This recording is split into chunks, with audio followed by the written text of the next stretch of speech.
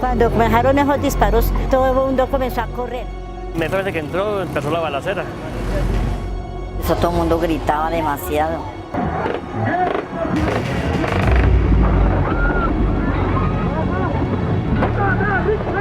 Hace más de 3 décadas Colombia vivía tiempos de incertidumbre. La corrupción y el narcotráfico amenazaban las instituciones del Estado. No queremos más violencia. No tuvimos nada que ver, sobre todo los miembros de las nuevas generaciones. No tuvimos nada que ver con esa violencia. Ni queremos que se repita, ni que se prolongue. Que no mueran más colombianos y que sobre todo no mueran más jóvenes. El líder político Luis Carlos Galán Sarmiento nació el 29 de septiembre de 1943 en Bucaramanga. Sí, él era muy tímido, pero sobre todo era muy tímido en los temas personales. Es decir, cuando hablábamos de política, de literatura, del periodismo, de los compañeros, de lo que ocurría en el país en ese momento, todos los problemas de la violencia, antes de que comenzara el narcotráfico y todo eso, Luis Carlos era bastante expresivo, bastante fuerte. Y en los temas personales sí era una persona tímida, no solamente conmigo, sino con todas las personas que se le acercaban. Educado en la Universidad Javeriana de Bogotá, fundó la revista Vértice y se destacó en el ámbito estudiantil con su enfoque en la integración económica de América Latina. La verdad es que claro que no tenía mucho tiempo para ellos, pero el poco tiempo que tenía, realmente, el poco tiempo lo aprovechaba tanto que les dejó a ellos unas lecciones que nunca se han olvidado y que fueron, es decir, movieron realmente la vida de cada uno de ellos. Sin embargo, poco a poco también integramos a los niños a la política y a la actividad política. Y en las primeras campañas ellos nos acompañaban casi siempre, en todos los viajes, en las giras políticas que hacíamos. Y por eso ellos se fueron compenetrando un poco con todo lo de la política, y para ellos fue un modo de vida, en cierta forma, de manera que esa era la vida nuestra realmente, permanentemente y casi 24 horas pensando en la política. Galán se dedicó a la política y al periodismo, ya que en la década de 1960 trabajó como periodista en el diario El Tiempo, como director de la sección económica, redactor de temas y nombres, comentarista y editorialista. En 1970, el entonces presidente Misael Pastrana lo nombró como el ministro de Educación. Ya en 1979 fue elegido senador de la República por Santander.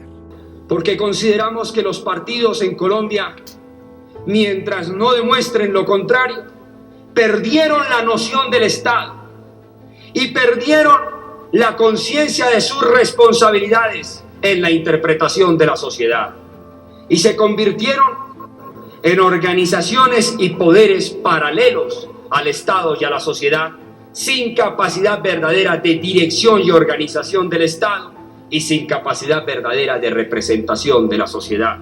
Tras el desencanto por la opción de que se reeligiera Alfonso López Michelsen, en abril de 1982 se presentó por primera vez como candidato a la presidencia de Colombia. La lucha contra el narcotráfico y la corrupción se volvieron los pilares fundamentales de la trayectoria política de Galán, tras el asesinato de su copartidario Rodrigo Lara Bonilla, entonces ministro de Justicia.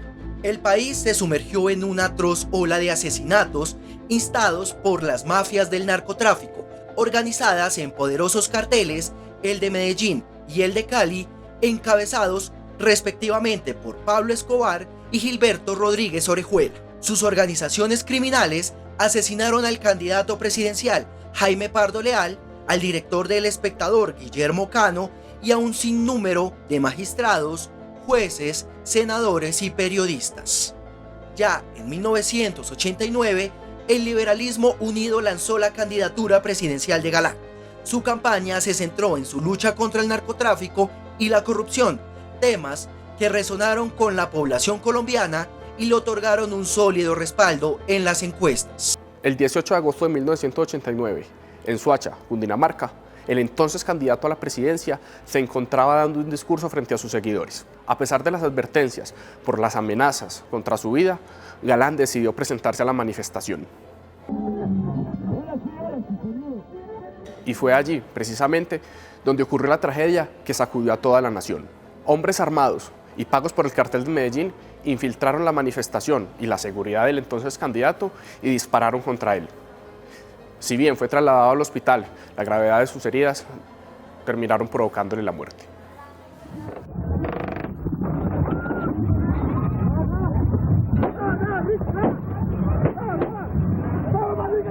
Ese día sí estábamos muy preocupados, pero nunca pensamos, y yo nunca pensé que a Luis Carlos le fuera a pasar nada en ese día.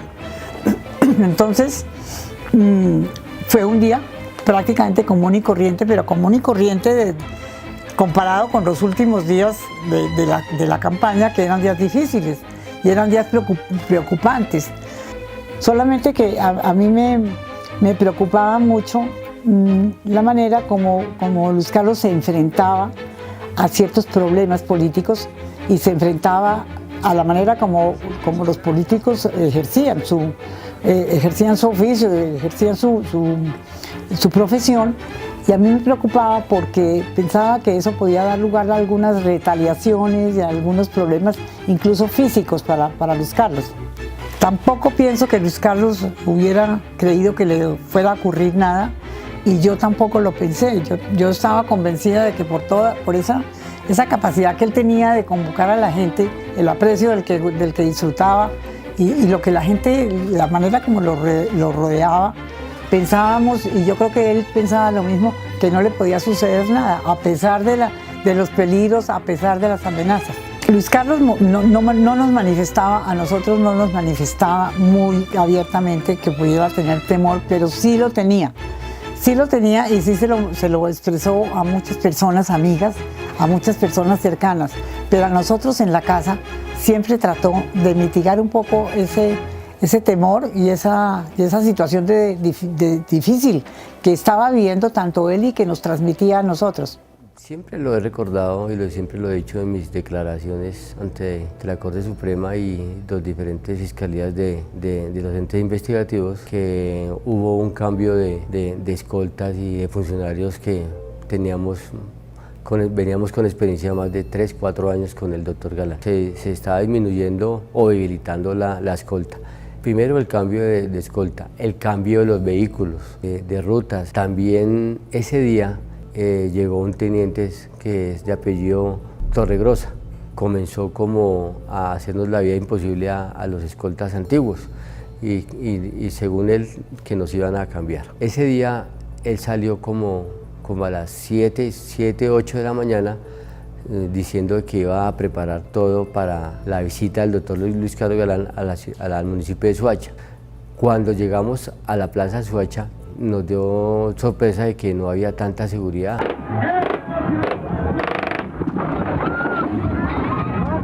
Ese día nos sorprendió pues porque eran más de 10-15 mil personas y no había seguridad. Además, en el momento exacto del atentado, este teniente Torregrosa no se encontraba encima de la tarima como lo estaba Santiago Cuervo, escolta que fue también asesinado.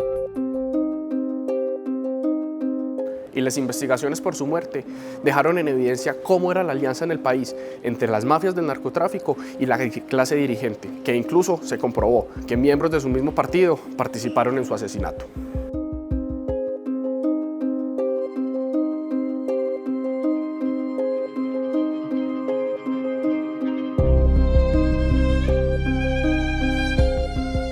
En resumen, la muerte de Galán fue un acontecimiento trágico y marcó la historia política colombiana del siglo XX, así como la actualidad política.